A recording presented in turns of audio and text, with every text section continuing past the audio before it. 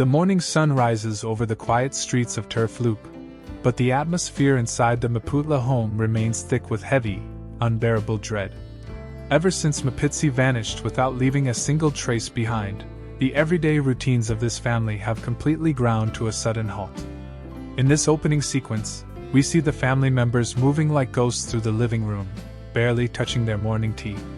The silence in the house is deafening, punctuated only by the occasional sharp, frustrating ring of a mobile phone that yields absolutely no new information. Friends and neighbors begin to gather outside the gate in a quiet show of community solidarity, their faces etched with deep worry. Everyone is talking in hushed, anxious whispers, wondering how a prominent local figure could simply disappear into thin air.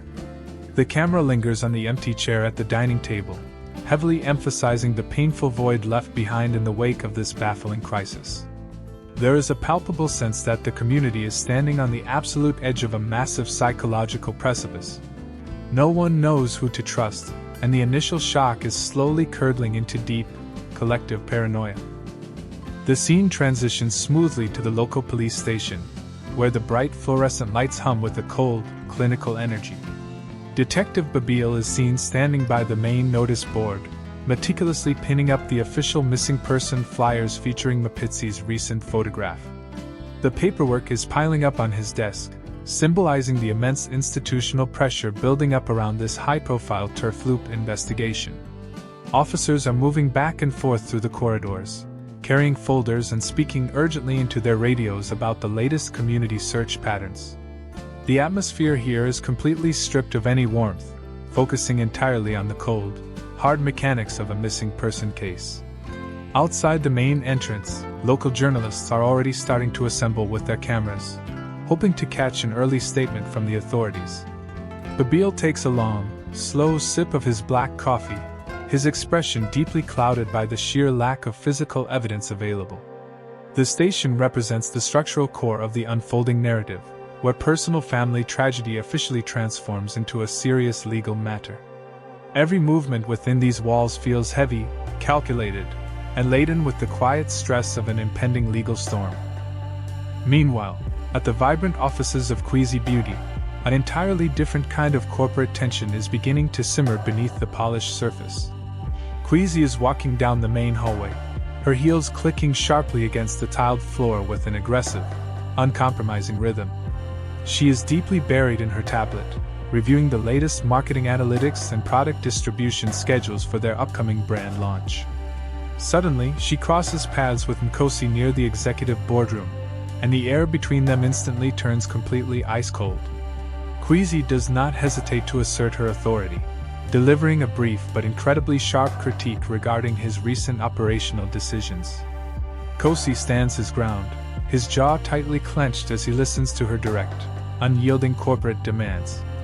This brief interaction highlights the growing professional rift between the two, showing how personal grievances are bleeding into their daily business operations.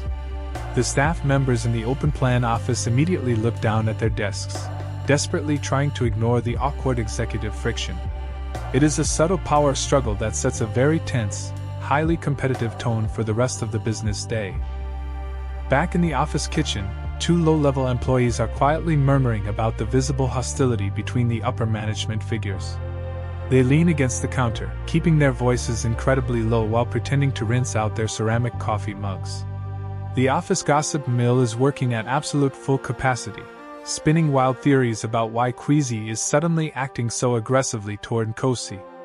One employee points out that the tension has been building steadily since the awkward dinner encounter with the Shivhase family last week.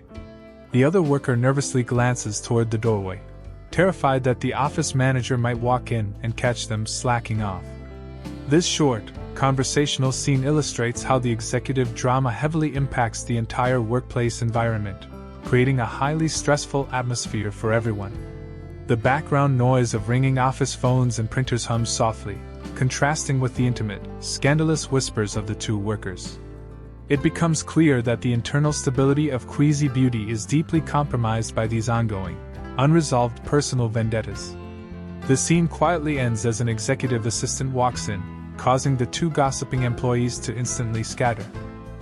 The narrative focus shifts to a quiet, sunlit corner of a local cafe, where Pretty is sitting alone at a small wooden table. She is holding an untouched glass of water, her eyes fixed completely on the entrance as she waits for Kobus to arrive. Her mind is visibly racing with a million conflicting thoughts, her fingers nervously tapping against the smooth glass surface. Pretty has been carrying a massive burden of doubt regarding recent events, and she can no longer keep her burning questions to herself. When Kobus finally enters the cafe and sits down across from her, the psychological atmosphere shifts dramatically.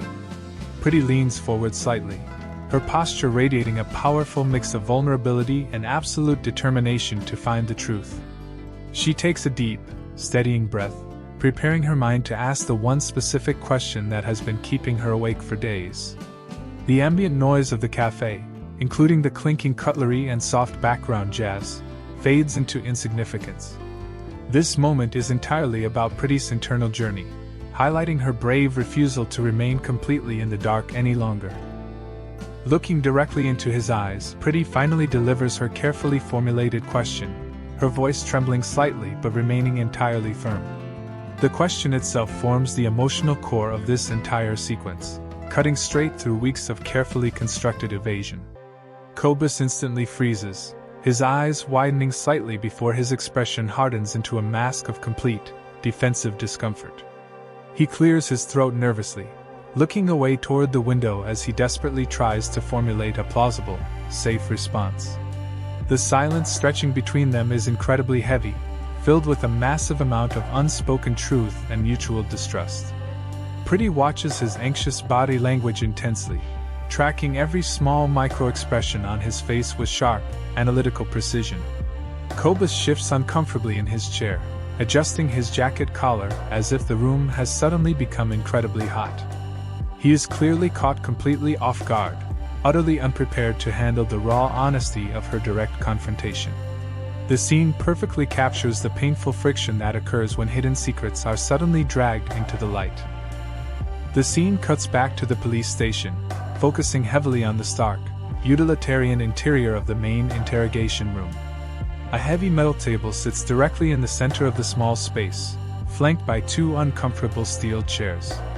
The walls are completely bare, painted an uninviting shade of gray that offers absolutely no comfort to whoever sits inside. Detective Babeile enters the room carrying a thick manila folder, setting it down on the metallic surface with a loud, deliberate thud. He adjusts the small recording device on the edge of the table, ensuring the audio levels are perfectly set for the record. A uniformed officer stands silently by the door, his arms tightly crossed as he maintains a strict, imposing security presence.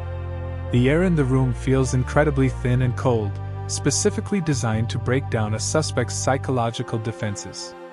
This setting is where the official legal pressure of the state meets the desperate anxiety of the local community.